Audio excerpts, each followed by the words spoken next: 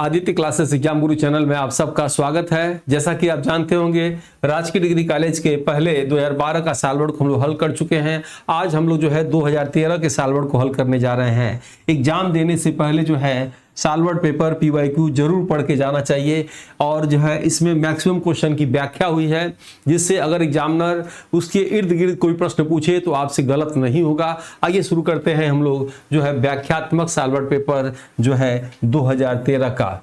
Next इसमें पहला question पूछा हुआ है 2013 में कि जो है निम्न में विचार करना है। आपको क्या विचार करना है?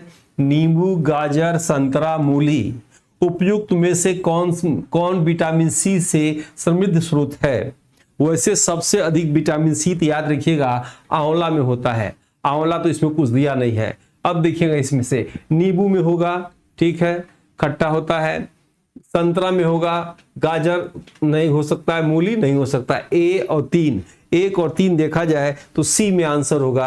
आइए हम लोग विटामिन सी के विषय में जो एग्जाम में पूछ सकता है चर्चा किया जाए। रासायनिक नाम विटामिन सी का क्या होता है? आप जानते होंगे एस्कॉर्बिक अम्ल होता है। जल में घुलनशील के कारण शरीर में संचित नहीं होता है, याद रखिएगा। इसलिए जो है नींबू या विटामिन सी थोड़ी मात्रा में लेंगे तो काम आपका चल जाएगा। ज्यादा होने पर यूरिन के रास्ते जो है ये बाहर निकल जाता है। इसका कार्य क्या है? शरीर में कोलेजन प्रोटीन के जो है निर्माण में सहायक होता है।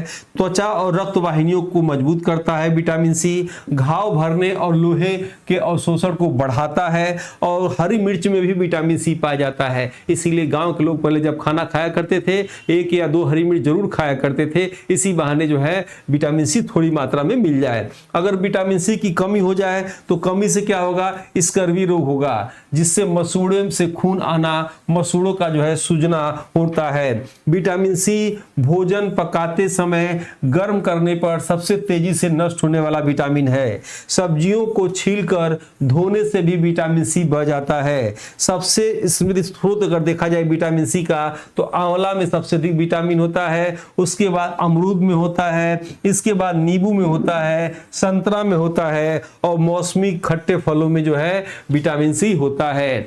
दूध को पूर्ण आहार नहीं माना जाता। क्यों? क्योंकि इसमें विटामिन सी और आयरन, लोहा की अत्यंत कमी या अनुपस्थिति होती है। शरीर की प्रतिरक्षा प्रणाली, इम्यूनिटी को मजबूत करता है विटामिन सी। और अत्यधिक शराबी जो होते हैं उनके शरीर में विटामिन सी की कमी होती है, क्योंकि वो खट्टे से भागते हैं कि नशा न उतर जाए। तो अत्यधिक शराब का सेवन करने वाले व्यक्तियों के शरीर में विटामिन सी की भारी कमी हो जाती है। विटामिन सी शक्तिशाली एंटीऑक्सीडेंट है, जो शरीर में फ्री रेडिकल से होने वाले नुकसान से कोशिका को बचाता है। आइए क्वेश्चन नंबर 2 में देखा जाए, निम्नलिखित में से कौन सा सही नहीं है? सही नहीं है पूछा हुआ है GDC एग्जाम 2013 में। दूसरा, पौधे स्टार्च के रूप में भोजन का संचय करते हैं। सही या गलत? आप कमेंट बॉक्स में आंसर भी दे सकते हैं, क्या सही है क्या गलत है। आलू खाद्य योग भाग स्तंभ कंद होता है। गन्ने के पौधे में शर्करा का संचयन तने में होता है। पौधों में नाइट्रोजन का उद्गरण जो है सीधे वायुमंडल से होता है। नहीं, पौधे याद रखिएगा, पौधे में प्रोटीन का काम नाइट्रोजन करता है और पौधे नाइट्रोजन सीधे वायुमंडल से नहीं लेते हैं। पौधे जो है मृदा से नाइट्रेट के रूप में जो है नाइट्रोजन लेते हैं, इसलिए यही गलत है। डी गलत है। आइए नाइट्रोजन के विषय में जाना जाए। वायुमंडल में नाइट्रोजन की मात्रा आप जानते होंगे लगभग 78%। जब हम सांस लेंगे तो कितना? 78%। और जब सांस छोड़ेंगे तो कितना? 79%, याद रखिएगा। उसके बाद पेड़ पौधे नाइट्रोजन को सीधे गैसीय रूप में ग्रहण नहीं करते हैं, जैसा कि मैंने बताया। वह मिट्टी से नाइट्रेट के रूप में जो है ग्रहण करते हैं। दलहनी या लेगुमिनस फसलों की जड़ों में पाया जाता है राइजोबियम। कह सकते हैं कि दलहनी जो पौधे होते हैं उनकी जड़ों में एक बैक्टीरिया पाया जाता है, सजीवी बैक्टीरिया, जिसका नाम राइजोबियम है, जो जैविक नाइट्रोजन स्थिरीकरण को जो है कार्य करता है। कीटभक्षी पौधे आप जानते होंगे भारत के सिर्फ मेघालय राज्य में पाए जाते हैं। तो कीटभक्षी पौधे जैसे नेमेंथिस, ड्रोसेरा, यूटिकुलेरिया उन मृदा में उगते हैं जहां नाइट्रोजन की भारी कमी होती है और नाइट्रोजन की पूर्ति पूर्ति के लिए कीटों का भक्षण करते हैं। ये कीट भक्षी पौधे क्या करते हैं, अपने पत्तियों में एक प्रोटीन का स्राव करते हैं लसलसा, और जैसे जो है कोई कीट वहां जाता है उस पंछी को जो उस पत्ती को बंद कर लेते हैं और जो है नाइट्रोजन की कमी को पूरा कर लेते हैं उसे खा के। अमोनिया को नाइट्रेट में बदलने की प्रक्रिया को नाइट्रीकरण कहा जाता है, जिसमें नाइट्रोसोमोनास और नाइट्रोबैक्टर जीवाणु मुख्य भूमिका निभाते हैं। वायुमंडलीय नाइट्रोजन को अमोनिया में बदलने वाले मुक्त जीवी जो है अवायवीय जीवाणु का नाम जो है क्लास्ट्रीडियम पूछा जाता है। वायवीय जीवाणु का नाम जो है एजोटोबैक्टर है। कृत्रिम गर्भाधान के लिए बैलों के सीमेन या वीर्य को सुरक्षित रखने के लिए द्रव नाइट्रोजन का उपयोग जो है -196 डिग्री तापमान पर किया जाता है जो है कृत्रिम गर्भाधान के लिए। और वाहनों के टायरों में भी नाइट्रोजन गैस आजकल भरी जाती है क्योंकि यह ठंडी होती है और कम प्रतिक्रियाशील होती है। आजकल बाइक में भी लोग नाइट्रोजन गैस भरवाते हैं। चिप्स जो आप खाते हैं, जो नमकीन वाली चिप्स होती है जिसमें फूला ज्यादा रहता है, नमकीन कम रहता है, चिप्स और नमकीन के पैकेट में भी नाइट्रोजन गैस भरी जाती है। यूरिया में नाइट्रोजन, यूरिया का जो बोरी आता है उसमें नाइट्रोजन की मात्रा कितना होता है, लगभग 46%। अमोनिया के औद्योगिक उत्पादन के लिए हैबर विधि का उपयोग किया जाता है, जिसमें उच्च दाब पर नाइट्रोजन और हाइड्रोजन की अभिक्रिया कराई जाती है। आप जानते होंगे नाइट्रस ऑक्साइड एनटीओ, इसको हंस गैस या हंसने वाली गैस कहा जाता है। ऑपरेशन के समय भी, जो ऑपरेशन के बाद पेशेंट के साथ भी जिसका प्रयोग किया जाता है। विद्युत बलों में टंगस्टन फिलामेंट के वाष्पीकरण को रोकने के लिए आर्गन के साथ जो है नाइट्रोजन गैस भरी जाती है। अम्लीय वर्षा के लिए उत्तरदायी प्रमुख घटकों में नाइट्रोजन के ऑक्साइड शामिल है, जो वायुमंडल में जल से क्रिया करके नाइट्रिक अम्ल जो है निर्माण करते हैं। जीवद्रव्य में भी प्रोटीन, अमीनो अम्ल, न्यूक्लिक अम्ल के निर्माण में नाइट्रोजन का एक अत्यंत जो है अनिवार्य संरचना होता है। विनाइट्रीकरण क्या होता है, वह प्रक्रिया जिसके द्वारा मिट्टी में मौजूद नाइट्रेट को जो है सीडोमोनास जो है जीवाणु पुनः गैसीय नाइट्रोजन में बदलकर वायुमंडल में मुक्त कर देता है, उसे विनाइट्रीकरण कहा जाता है। आते हैं तीसरे प्रश्न पे, निम्नलिखित में से किसको सुबह का तारा, सांझ का, संध्या का तारा भी कहा जाता है? बुध को, शुक्र को, मंगल को, शनि को। बताइए इसमें से क्या आंसर होगा। आप जानते होंगे बुध और शुक्र के जो है उपग्रह नहीं होते हैं, ठीक है। तो आंसर इसका क्या होगा, भोर का तारा, सांझ का तारा, पृथ्वी की बहन, जुड़वा बहन, सबसे चमकीला, सबसे गर्म, याद रखिएगा। कार्बन डाइऑक्साइड की मात्रा अधिक होती है। दिन जो है साल से बड़ा होता है क्योंकि घूर्णन गति धीमी होती है और परिक्रमण गति अधिक होती है। आंसर इसमें से क्या होगा, शुक्र होगा। आइए देखते हैं कैसे। शुक्र ग्रह जो है सौरमंडल का सबसे चमकीला, सबसे गर्म ग्रह है। याद रखिएगा, इसे भोर का तारा, सांझ का तारा भी कहा जाता है। आकार, घनत्व, द्रव्यमान में पृथ्वी के समान होने के कारण शुक्र ग्रह को जो है पृथ्वी की जो है जुड़वा बहन के नाम से जाना जाता है। शुक्र ग्रह के वायुमंडल में कार्बन डाइऑक्साइड की मात्रा सर्वाधिक है, लगभग 96 से 95%। इसीलिए सूर्य की प्रकाश की किरणें उस वायुमंडल में आती हैं, लेकिन हरित गृह प्रवाह के कारण जो है बाहर नहीं जा पाती और बहुत ज्यादा वहां पे गर्मी होती है। शुक्र और अरुण ग्रह के विषय में जानते होंगे, घूर्णन पूर्व से पश्चिम की ओर, सभी ग्रहों का जो है पश्चिम से पूरब की ओर जो है सभी ग्रह जो है सूर्य की परिक्रमा करते हैं, लेकिन शुक्र और अरुण जो है घूर्णन पूरब से पश्चिम दिशा में क्लॉकवाइज घूमता है, जिसके कारण यहाँ सूर्योदय पश्चिम में और सूर्यास्त पूरब में होता है। शुक्र ग्रह सौरमंडल का सबसे धीमी गुणन गति वाला ग्रह है। इसका एक दिन इसके एक वर्ष से बड़ा होता है, यानी घूर्णन गति इतना धीमा होता है, उतना देर में क्या होता है, शुक्र जो है एक परिक्रमण गति कर लेता है, यानी साल छोटा और दिन क्या होता है, बड़ा होता है। कहाँ, शुक्र पे। बुध और शुक्र के दोनों के जो है दो ग्रह ऐसे हैं जिनका कोई जो है उपग्रह नहीं है। शुक्र ग्रह के धरातल पर मानचित्रण करने के लिए नासा, अमेरिका का अंतरिक्ष संगठन है, नासा ने मैगलन अंतरिक्ष यान जो है भेजा गया था। आइए चौथे प्रश्न को देखते हैं। निम्नलिखित में से ईंधनों में से कौन न्यूनतम पर्यावरणीय प्रदूषण उत्पन्न करेगा? हाइड्रोजन, डीजल, मिट्टी का तेल, कोयला। कौन इसमें से सबसे न्यूनतम करेगा? तो याद रखिएगा हाइड्रोजन करेगा।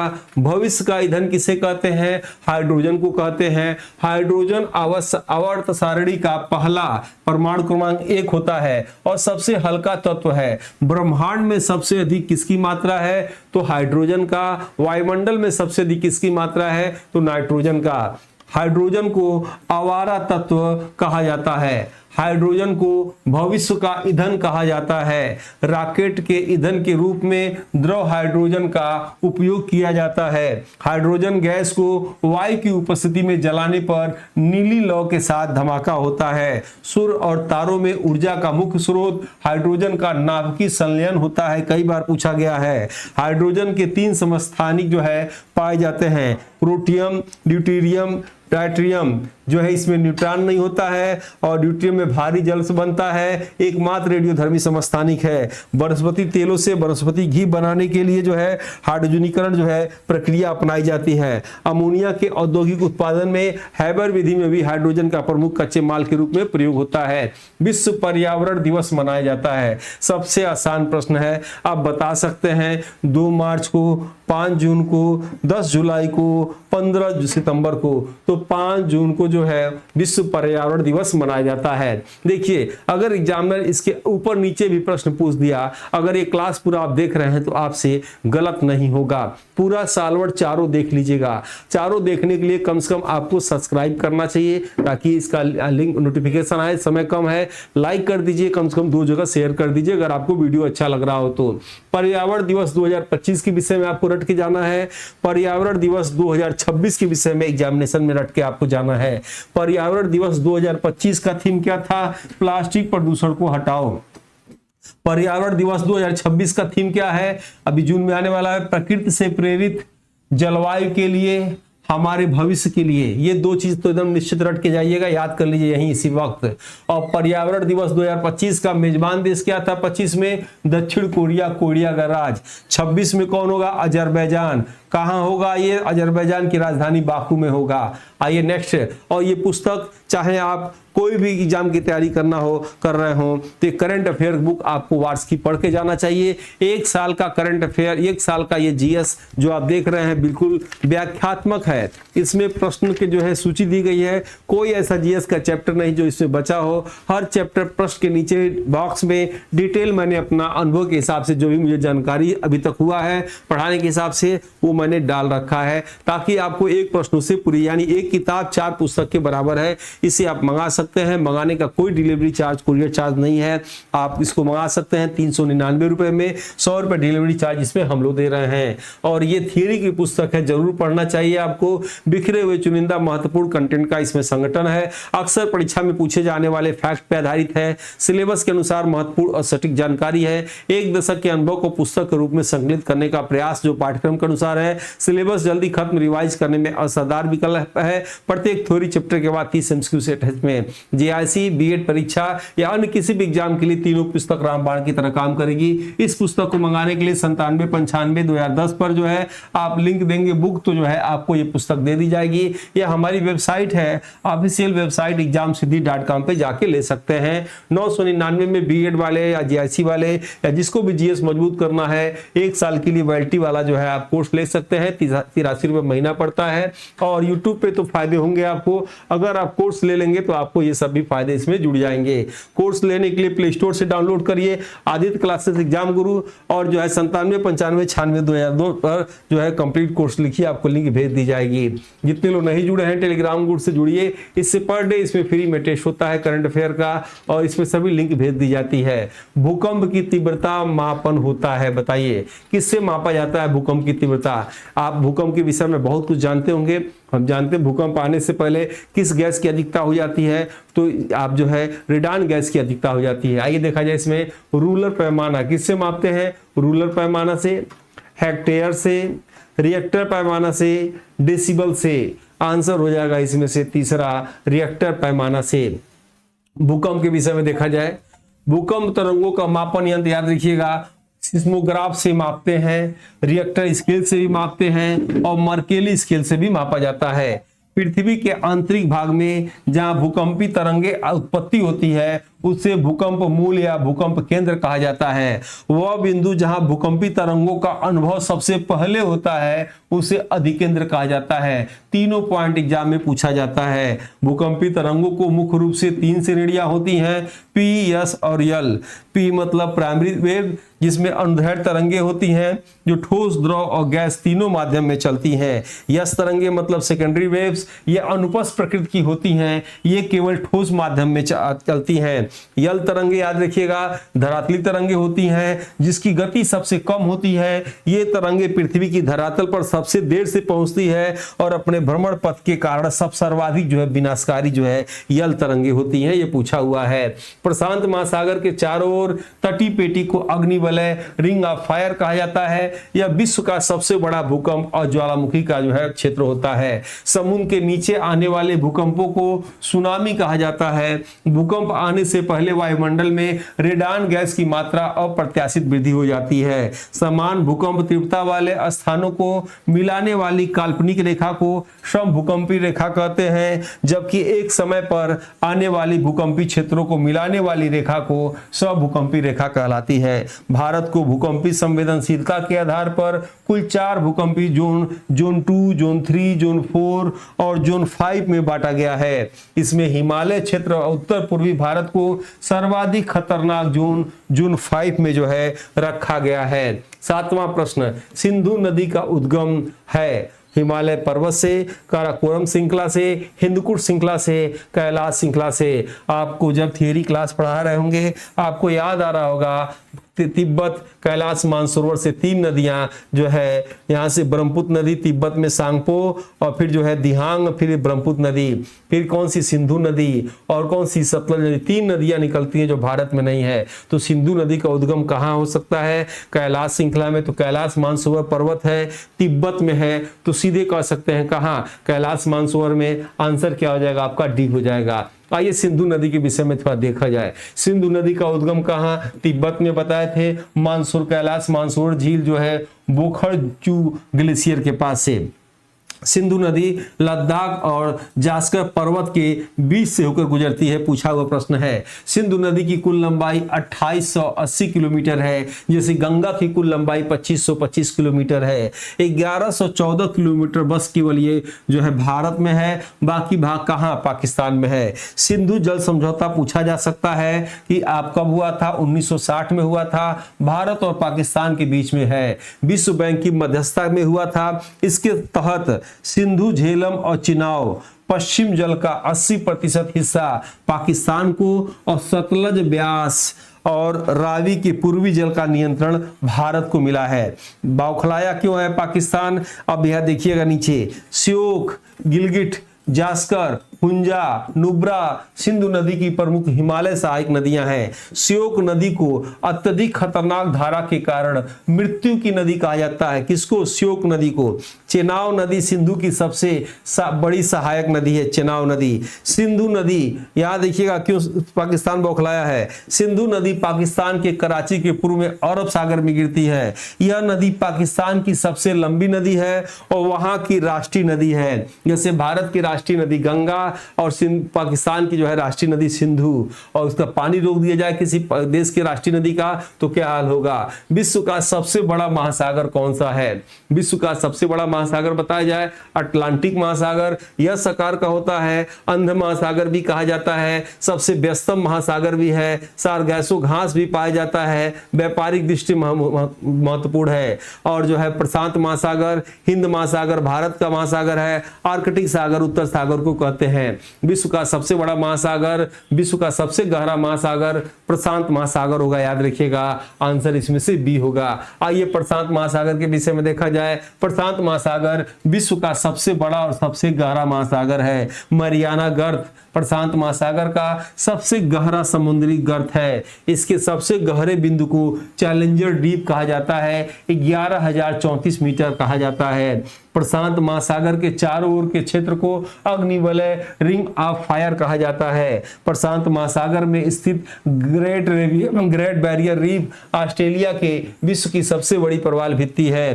प्रशांत महासागर भूमध्य रेखा द्वारा दो भाग उत्तरी और दक्षिणी प्रशांत महासागर में विभाजित होता है। बेरिंग जल डमरू प्रशांत महासागर को आर्कटिक महासागर से जोड़ता है, बहुत ही इंपॉर्टेंट लाइन है। क्यूरोसियो प्रशांत महासागर की एक प्रमुख गर्म जलधारा है। अल्नीनो आ सकता है दक्षिण प्रशांत महासागर में पेरू के तट पर उत्पन्न होने वाली एक गर्म जलधारा है। पेरू की राजधानी लामा। आइए नेक्स्ट, वीडियो अच्छा लग रहा हो तो लाइक जरूर करिएगा, सब्सक्राइब जरूर करिएगा, कम से कम 2 जगह शेयर आप करिएगा। निम्नलिखित में से किसने सितंबर 2014 में अफगानिस्तान के राष्ट्रपति का पदभार जो है संभाला है? अब नहीं पूछेगा, अब आपको नया हम कुछ नए देशों के राष्ट्रपति का नाम बता रहे हैं जो 25-26 में चर्चा में रहा। चर्चा में होने के कारण आपके एग्जाम में पूछा जा सकता है। उस समय 14 में जो है अशरफ गनी जो है अहमदई थे और यही आपका सही होगा। आइए यहाँ देखा जाए वर्तमान की कुछ करंट से जोड़ा जाए देशों के राष्ट्रपति जिनको आपको याद करना है। आपको याद रखिएगा अफगानिस्तान के राष्ट्रपति को याद करना है। ये कौन है? तो अखंदुजादा है या कह सकते हैं हिब्तुल्लाह अखंदुजादा। ये सुप्रीम लीडर सर्वोच्च नेता है वहां के, कोई राष्ट्रपति नहीं है, या कह सकते हैं राष्ट्रपति इनको। वेनेजुला के राष्ट्रपति को याद रखिएगा जिसमें डेल्सी जो है रोड्रिग्स है कार्यवाहक या कह सकते हैं राष्ट्रपति हैं। मालदीव के कौन है चर्चा में रहे? मोहम्मद मुइज्जू। ईरान के राष्ट्रपति का नाम पूछा जा सकता है मसूद पेजेश्कियान।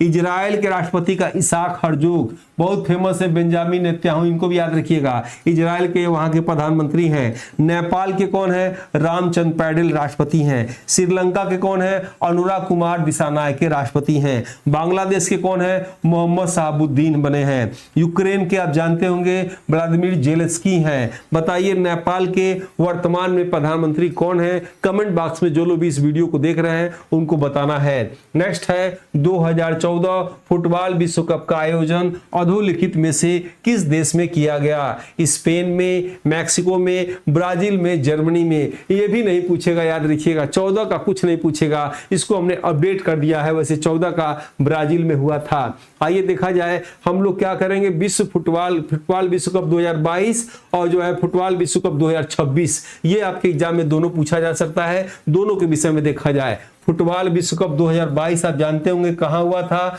कतर में हुआ था। फुटबॉल विश्व कप 22 का आधिकारिक शुभांकर क्या था? लायब था। और इसके खिताब किसने जीता था? अर्जेंटीना ने जीता था। किसको हरा के? फ्रांस को हरा के। और अर्जेंटीना के कप्तान का नाम क्या था? लियोनेल मेसी था। गोल्डन बॉल सर्वश्रेष्ठ खिलाड़ी का जो है पुरस्कार इनको दिया गया था। गोल्डन बॉल सर्वश्रेष्ठ खिलाड़ी का पुरस्कार लियोनेल मेसी को दिया गया था। फुटबॉल विश्व कप 2022 में गोल्डन ग्लव सर्वश्रेष्ठ गोलकीपर का पुरस्कार अर्जेंटीना के जो है एमिलियानो मार्टिनेज को दिया गया था। 26 के विषय में कोई जानकारी नहीं है। अब ये 11 जून और 19 जुलाई के बीच 2026 में होगी। फिर भी जो जानकारी है आपको दिया जा रहा है। विश्व फुटबॉल का 2026 का आयोजन 3 देशों में उत्तरी अमेरिका महाद्वीप में यूएसए, मैक्सिको और कनाडा में होगा। कब होगा? 11 जून से 19 जुलाई 2026 के बीच में।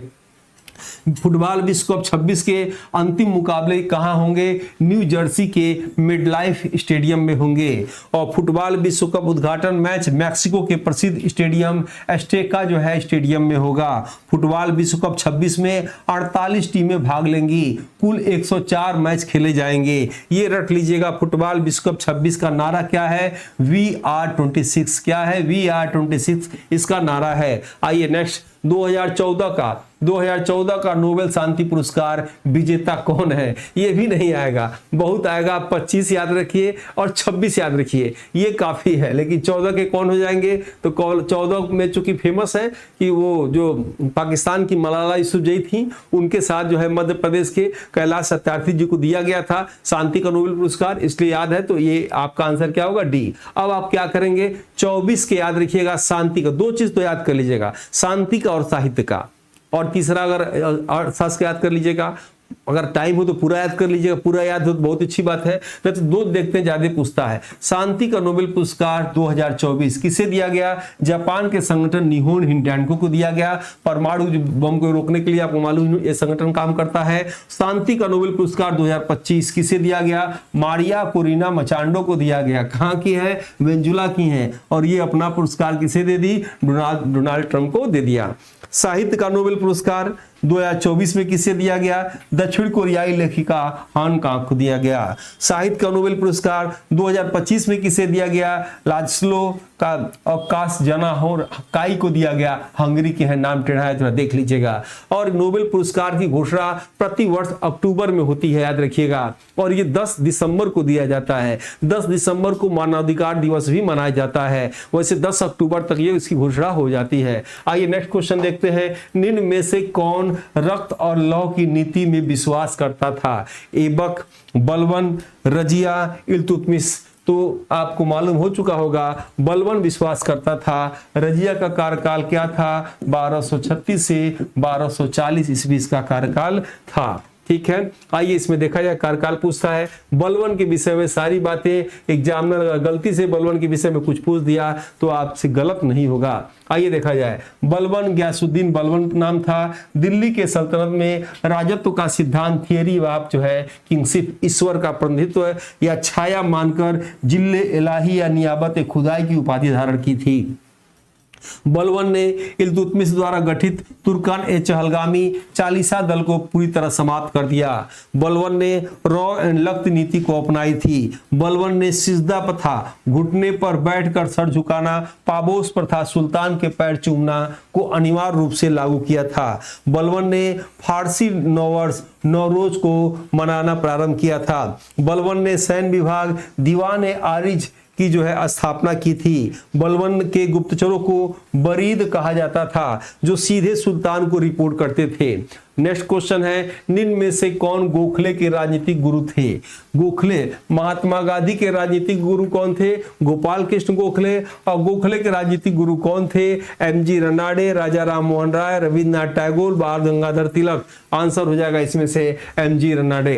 अब आइए एमजी रनाडे के विषय में कुछ महत्वपूर्ण कंटेंट को देखते हैं जो आपके एग्जाम में आ सकता है। महादेव गोविंद रनाडे, एमजी रनाडे को सांस्कृतिक पुनर्जागरण का अग्रदूत कहा जाता है, या महाराष्ट्र का और महाराष्ट्र का सुकरात की उपाधि से भी इनको जाना जाता है। एमजी रनाडे ने 1870 में पुणे में सार्वजनिक सभा की स्थापना की थी।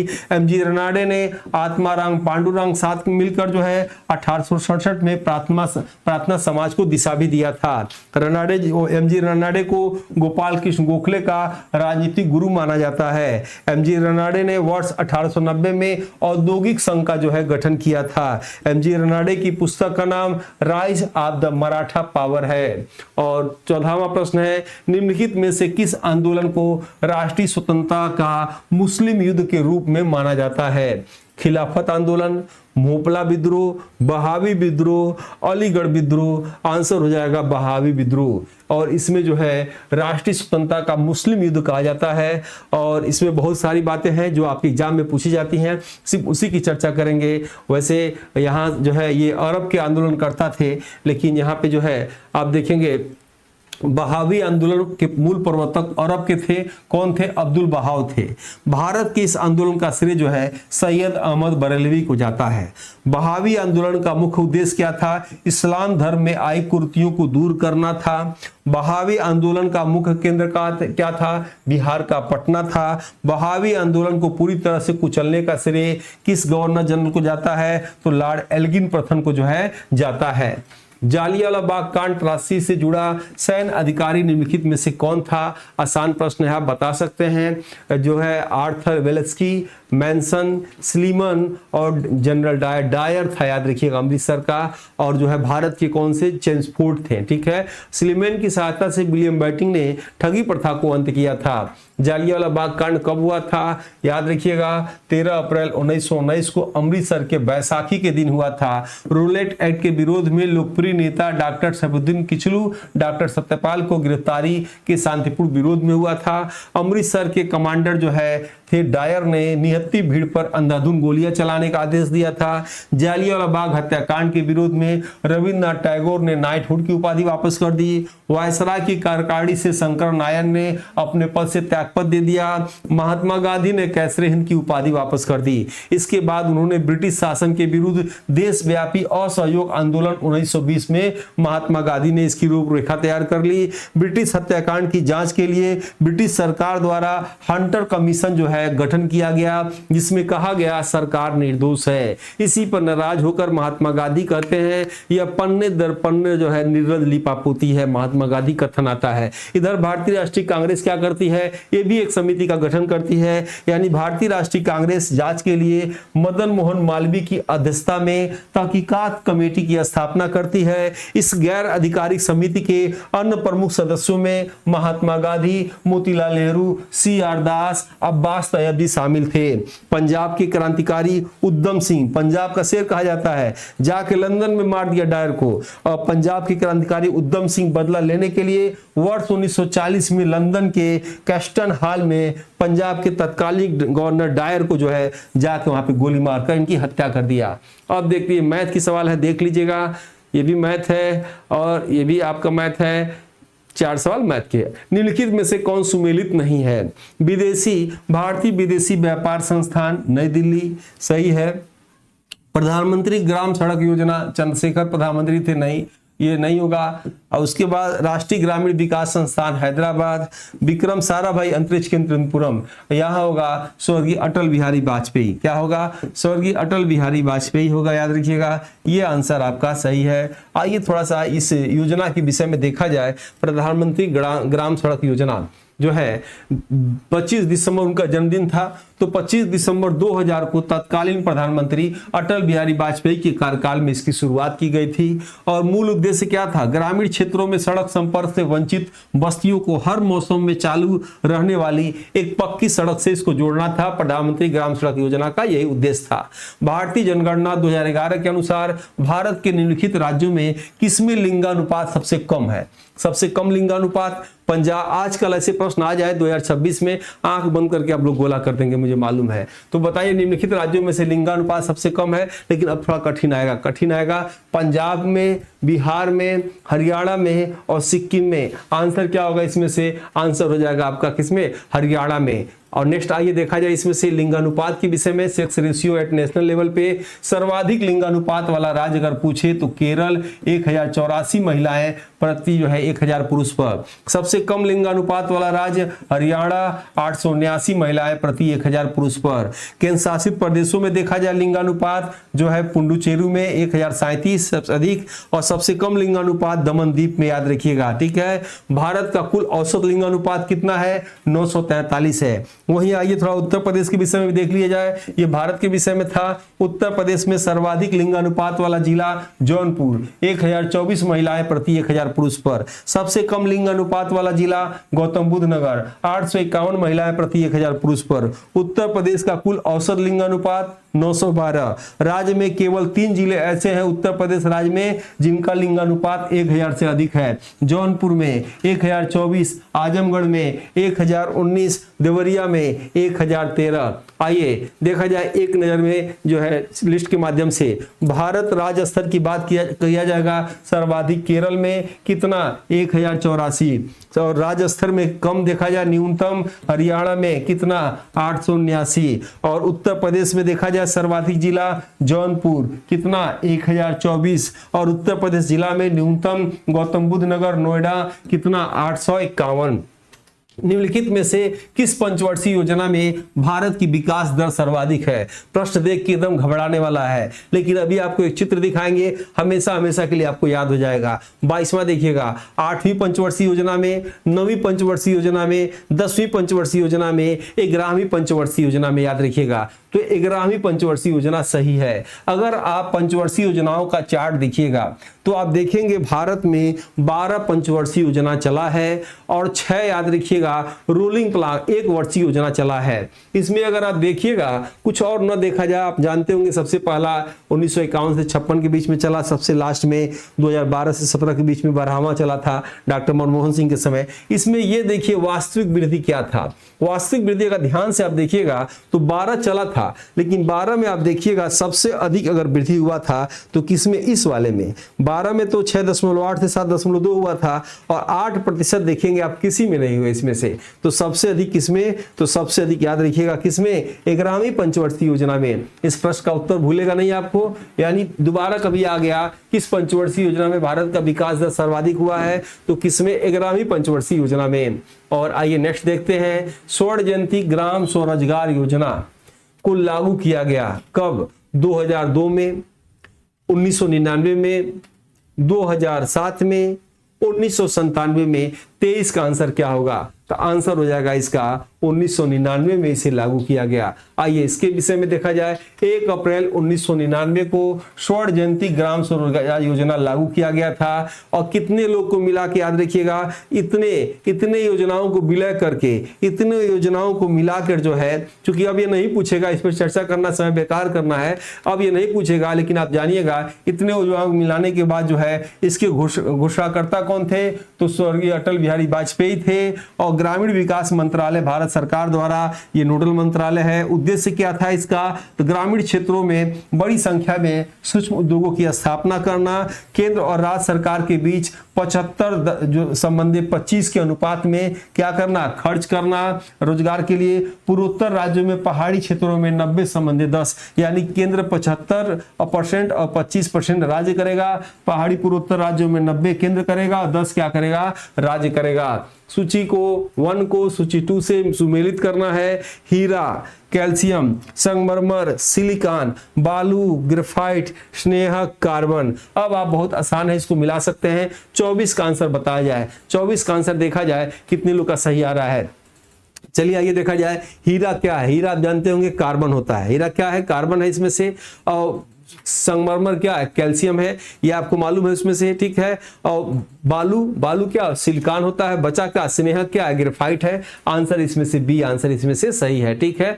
निम्नलिखित में से किसे शुष्क बर्फ कहा जाता है, उसी को कहा जाता है जो आग बुझाने में सहायक हो, जो कोल्ड ड्रिंक्स में पाया जाता है, सोडा वाटर में पाया जाता है, उसी को कहा जाता है जो सबसे भारी गैस है, जो पृथ्वी को गर्म करने के लिए सबसे बड़ा उत्तरदायी है, उसी को कहा जाता है जो ग्लोबल वार्मिंग वैश्विक तापन के लिए जिम्मेदार है, उसी को कहा जाता है जो शुक्र ग्रह पे सबसे अधिक मात्रा में है, जो ग्रीन हाउस इफेक्ट के लिए जिम्मेदार है। कौन, तो कार्बन डाइऑक्साइड को जो है शुष्क बर्फ कहा जाता है। आंसर इसमें से क्या होगा, 25 का ए आंसर बिल्कुल सही है। नेक्स्ट आइए, निम्नलिखित तत्वों में से अपरूप नहीं है। अपरूप समझ रहा है ना, जैसे मान लीजिए कार्बन के भी है, फास्फोरस का लाल फास्फोरस, ऐसे ऑक्सीजन का ओजोन बन जाता है। अपरूप किसके अपरूप नहीं है, इसी तरह एक चार्ट के माध्यम से देख लीजिए। कार्बन का क्या है अपरूप, हीरा, ग्रेफाइट, फ्लोरीन, ग्राफीन, कोयला, चारकोल, लैम्प ब्लैक। फास्फोरस के सफेद पीला फास्फोरस, लाल फास्फोरस, काला फास्फोरस।